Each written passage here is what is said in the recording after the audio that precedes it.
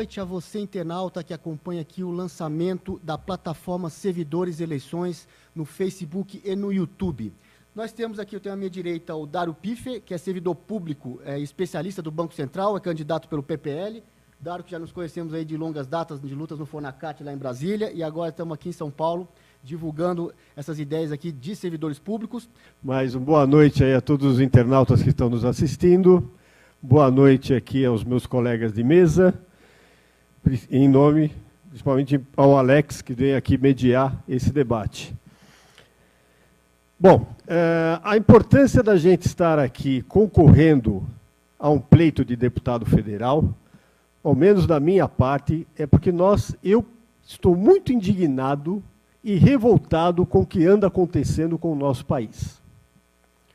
Nós fomos dominados por um bando que está assaltando a política nacional e nós precisamos reverter esse quadro.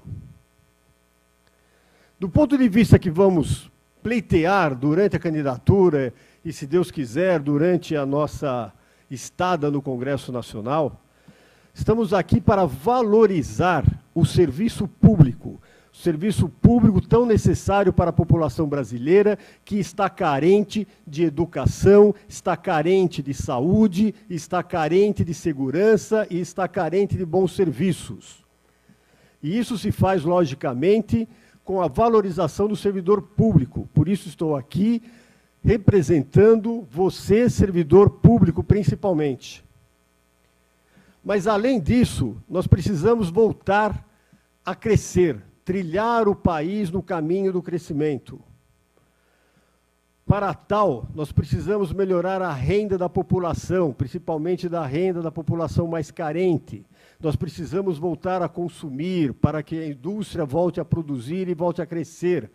E, para isso, eu venho trazendo duas propostas, que uma delas está aí, muita gente vem falando, que é a reforma tributária, mas nós precisamos urgentemente mudar a tributação desse país. Esse país hoje é tributado preferencialmente pelo consumo, e isso faz com que a população mais carente perca metade da sua renda em impostos. Impostos que tem na alimentação, no transporte, na moradia, principalmente nessas. Enquanto as pessoas mais abonadas desse país mal chegam a 10% da sua renda paga em impostos. Então, nós precisamos alterar esse quadro de coisas. Para quem pode mais, por favor, tem que pagar mais. Então, queremos uma reforma tributária que retire impostos do consumo e aumente os impostos sobre a renda e sobre o patrimônio. E também venho aqui trazer outra proposta, que é a da reformulação do sistema financeiro. A Constituição, no seu artigo 192, que trata do sistema financeiro, pede uma nova regulamentação para o sistema financeiro, que nunca foi feito. Estamos há 30 anos na Constituição e não se mexe para regulamentar o sistema financeiro, que tem uma lei hoje que está retrógrada, de 1965. Nós precisamos trazer o sistema financeiro para beneficiar o cidadão brasileiro. Precisamos trazer o sistema financeiro para trazer desenvolvimento, principalmente para as áreas mais afastadas e mais carentes do país. Então, desta forma que eu venho aqui me colocar como candidato pelo PPL, Partido Pátria Livre. Meu número é 5402, e eu espero contar com o seu apoio e com o seu voto. No mais, a gente vai detalhando aqui durante o restante desse debate. Com a pulverização de candidaturas, entre as candidaturas colocadas, o que está em primeiro lugar nas pesquisas está em torno de 20%, e depois aí, o segundo pelotão vem lá com 10%, 12%, e muitas candidaturas com unidades aí nas pesquisas eleitorais. Certamente, ou muito provavelmente, teremos um segundo turno, teremos uma pulverização de forças políticas, de bancadas. O Brasil hoje está com 35 partidos, mas eu queria deixar essa questão aqui para os colegas candidatos. como lidar com isso, com a independência do legislativo, com a pulverização de bancadas e com a relação com o executivo, sendo que, ao contrário das últimas 4 eleições presidenciais, nós não temos assim já 2 forças políticas que se candidatam ao poder executivo, congregando a maioria das forças que vão montar suas respectivas bancadas no Congresso. Então, Daro, o que você acha disso? Bom, primeiramente, nós temos um descompasso aí, né, uma situação sui generis que vem desde a nossa Constituição de 88. Nós temos uma Constituição parlamentarista e um governo presidencialista. Isso faz com que o governo dependa exclusivamente do legislativo para apoiar, para aprovar, colocar em leis todo o seu programa de governo, tá? E, além disso, nós temos um sistema multifacetado, né, de partidos, onde dificilmente qualquer candidato a presidente consegue aí uma maioria fácil dentro do Congresso Nacional. E o que isso mostrou que vem servindo nos últimos anos, vem servindo para fazer essa comercialização dentro do Congresso, que um ex-presidente chama aí de governo de coalizão, né, república de coalizão, e para fazer essa coalizão, na realidade, os deputados e os partidos cobram, né? Esse é o modelo que nós temos hoje. Nós precisamos realmente fazer uma reforma política para resolver esse problema. Nós precisamos sentar juntamente com a sociedade e trazer formas da gente resolver essa situação. Tá? Temos que lançar propostas para fazer essa situação. E o que é pior, né? E nós temos aí um executivo que domina o legislativo, porque a pauta do executivo acaba sendo muito grande, ela precisa que o legislativo aprove e o legislativo acaba não legislando. Ele simplesmente faz um referendo do que o governo está propondo. Então, para você ter uma ideia, um projeto de lei emanado pelo governo, ele demora, em média, 2 anos para ser aprovado, rejeitado, ou seja, para ser colocado em votação. Um projeto de um deputado qualquer leva mais de 8 anos. Ou seja, nenhum deputado consegue, raramente ele consegue propor uma lei e ela vai ser discutida e votada dentro da legislatura que o deputado propôs. E com isso, nós criamos uma terceira anomalia. Pela dificuldade do legislativo, então, em legislar, quem acaba legislando é o judiciário. Porque as questões que não estão definidas em lei, o que é a grande dúvida definidas em lei, a população, né, as pessoas que necessitam de uma solução, acabam recorrendo ao judiciário. E o judiciário acaba legislando. Então, nós temos um sistema que realmente está capengando, né, porque é um judiciário que legisla, um legislativo que não legisla e um executivo que depende, na verdade, o legislativo executa, né, e o executivo propõe leis. No fundo é isso. Então, o executivo é quase um legislativo, propõe leis, o legislativo é quem executa, porque ele que vai aprovar e fazer o referendo das propostas do governo, e o judiciário é que acaba legislando quando as causas não estão. Então, isso é uma anomalia. Acho que a gente precisa procurar fazer uma reforma política sim, mas uma reforma política, para ela ter êxito, ela precisa sair do seio da sociedade. Se for depender do seio do legislativo, dos políticos, de virem a discutir, ou do próprio executivo, eles estão muito acomodados, ou pelo menos hoje, a menos que se consiga uma transformação fantástica dos membros que compõem o Congresso Nacional, mas o Congresso hoje, né, não quer discutir essa questão. Então, isso precisa ser forçado pela sociedade. E eu deixaria essa pergunta aqui, como atuar no parlamento para melhorar o serviço público? Onde que a gente pode buscar eficácia, eficiência, efetividade? Temos que ter meritocracia, temos que ter concurso público, temos que combater nepotismo, aparelhamento do Estado. Como é possível a atuação de um parlamentar nesse sentido de buscar um serviço público que preste melhores serviços para a sociedade, que tenha gestão por resultados? E vamos seguir a nossa ordem, então, Daro Piffer, primeiro a comentar esse ponto. O parlamentar pode ajudar muito o serviço público brasileiro, legislando, né, para melhorar a qualidade do serviço público e o próprio funcionamento dos órgãos, né, e dos próprios servidores, né. O Alex falou aqui da meritocracia, né. Hoje, já há uma meritocracia dentro do concurso público, dentro do serviço público, quando o acesso ao serviço público é dado por concurso público. Concurso é uma forma de meritocracia. A gente precisa pegar essa meritocracia do concurso e colocar isso dentro, por exemplo, dos órgãos. Hoje nós temos uma quantidade muito grande de servidores, é ruim falar, não é, que não são servidores, mas pessoas que são indicadas pelo governo de plantão para exercer atividade no serviço público. Não que isso seja plenamente condenável, tá? Não é. Porque todo governo, quando é eleito, ele tem que colocar pessoas chaves de confiança do governo para tocar o plano de governo que foi apresentado e aprovado pela nação nas eleições.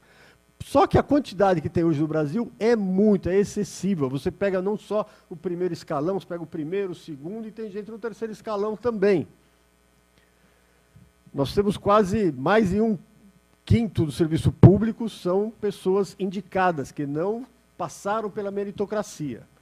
E nós sabemos que muitas dessas indicações são meramente políticas. Não estão lá pessoas tecnicamente qualificadas para exercer a sua função. Então, isso precisa ser melhorado, isso precisa trazer para que todos os cargos comissionados dentro do serviço público, pelo menos de segundo e terceiro escalão, passem pelo crivo de um concurso interno, tá? De forma que sejam tecnicamente pessoas tecnicamente bem formadas e capazes para exercer a sua função. Tá? Deixar as indicações políticas simplesmente para aquelas que o governo necessita colocar pessoas para colocar o plano de governo dele, que logicamente o governo não vai ser bobo de indicar gente que não é servidor público, gente que vem na iniciativa privada, mas que tem que ser consonante, tem que entender daquilo que o governo programou, né, do assunto sobre o qual o plano de governo estabeleceu. Então, essa é uma forma de você melhorar o serviço público. Tá? E a segunda forma, eu acho que o legislativo tem uma função importante de criticar ou aconselhar o governo do que ele deve fazer para melhorar o serviço da população, principalmente nas áreas de educação, nas áreas de segurança, na área de saúde. Tá? Porque nós temos lugares com médicos excessivos, por exemplo, e tem lugares no país que não tem médicos. Tá? A mesma coisa na educação, tem lugares que professores são mal remunerados, lugares que professores são melhores remunerados. Então, o legislativo deve propor leis, deve propor situações para que a gente consiga resolver essa anomalia que nós temos no serviço público, de forma que toda a população brasileira tenha acesso decente, acesso adequado aos serviços públicos. Queria aqui que os candidatos, então, se manifestassem sobre a questão do déficit fiscal que o Brasil enfrenta hoje, a crise econômica como um todo, abordando esses 3 temas, da PEC, da emenda do teto de gastos, reforma da Previdência, privatizações. Começando pelo Daro.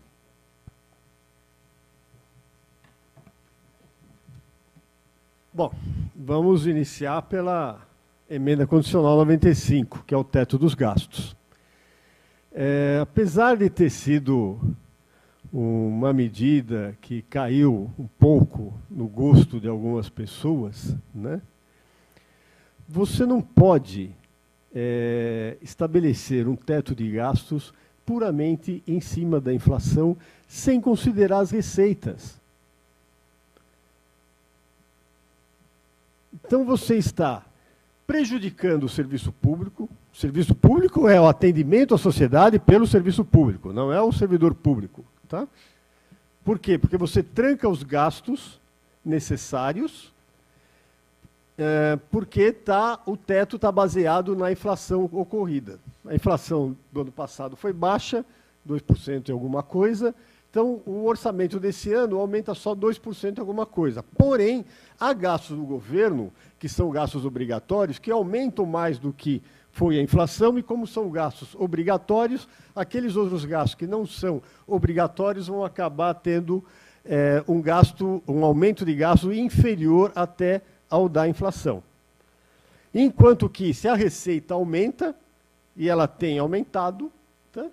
O excesso, né, aumenta além da inflação, a diferença não pode ir em benefício para os gastos. A diferença vai para pagar juros. Então, você aumenta o pagamento de juros e deixa a população ao léu, porque você não pode aumentar gastos que vão beneficiar a população. Então, o teto de gastos precisa ser refeito. Essa emenda constitucional 95 tem que cair, nós temos que reprová-la, tá? E fazer um novo plano para controlar os gastos do governo. E depois tem outra. É a primeira vez que eu ouço no mundo, tá, que nós vamos fazer uma gestão fiscal baseada somente nos gastos. Gestão fiscal, orçamento, tem dois lados, o lado da receita e o lado da despesa. Você tem que considerar as duas variáveis. E não botar o teto numa só e deixa a receita rolar.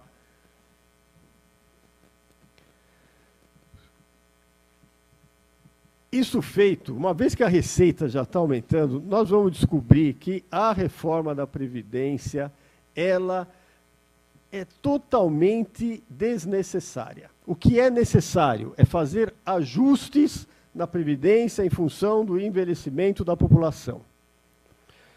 Mas você não pode, de uma hora para outra, acabar com os direitos da população. Gente que está aí à beira da aposentadoria e, de repente, tem que contribuir mais 5 anos para ter direito à aposentadoria lá na frente.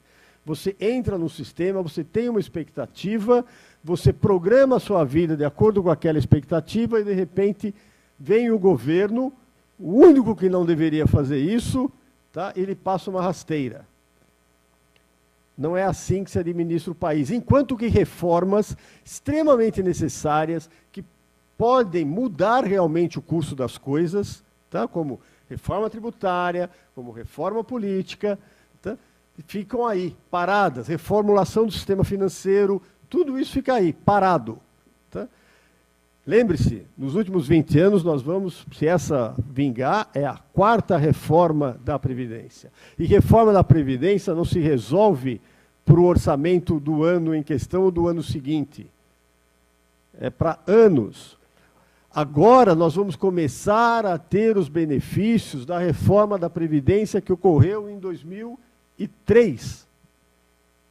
Porque agora que aquelas pessoas chegaram na maturidade, as pessoas que entraram no serviço público, entraram na profissão, tá? no serviço privado, agora estão atingindo a maturidade.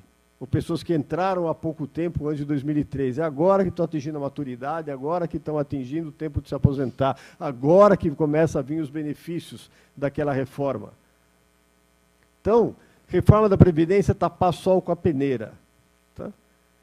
Temos que fazer reformas profundas. E as reformas profundas é reforma tributária, é reforma do sistema financeiro. Isso é que a gente tem que entender que é o que nós temos que fazer. E o terceiro item era as privatizações. Olha, privatização, governo necessita fazer políticas públicas. E governo faz políticas públicas com órgãos públicos. Nós não precisamos realmente de empresas estatais em áreas que não sejam consideradas estratégicas. Porém, em áreas estratégicas, nós precisamos, sim, de órgãos de governo que sejam capazes de fazer políticas públicas. Nós não podemos abandonar aqui bancos públicos, Porque banco público nesse país é que faz política de crédito para o setor rural, política de crédito para o setor imobiliário. Se nós não tivermos o banco público, vai cair na mão do banco privado, que com esses juros que nós temos aí, fica impossível de qualquer cidadão obter uma moradia, obter o seu primeiro apartamento, a sua primeira casa. Petróleo. Petróleo, por exemplo, a Petrobras. A Petrobras tem gente clamando por privatização, mas por causa, está influenciada pelo mau uso que foi feito na Petrobras. De terem usado a Petrobras para fazerem caixa de partidos políticos, caixa de políticos e caixa de diretores da Petrobras. Petrobras, estrategicamente, é muito importante para o país. E assim por diante. Por exemplo, sempre falado na Noruega, né? A Noruega, que era um país extremamente pobre há 20, 30 anos atrás, com a descoberta de petróleo no Mar do Norte, ela tem lá uma empresa estatal, tá? Que regula todo a política do petróleo, tá? E é possível que as empresas privadas vão lá também retirar petróleo, mas toda uma parte a empresa norueguesa ela é sócia de praticamente todas as operações. E aquelas operações da empresa norueguesa vai em forma de impostos para o Estado e a Noruega se tornou um país rico. Obviamente, as dimensões da Noruega e do Brasil são completamente diferentes, mas também o que nós temos de petróleo hoje no país, o pré-sal, colocou o país num outro patamar em relação a qualquer outro país. Então, estatais faz parte de política pública. Você não precisa ter empresas estatais que não têm benefício para o país, que só serve para cabide de emprego. Então, eu não sou totalmente nem contra, nem a favor das privatizações. Acho que a gente tem que ter um plano estratégico. Nós temos que ter um plano de nação. Tá? E o que é pior, o que está se fazendo hoje, e isso é muito importante que se diga, tá?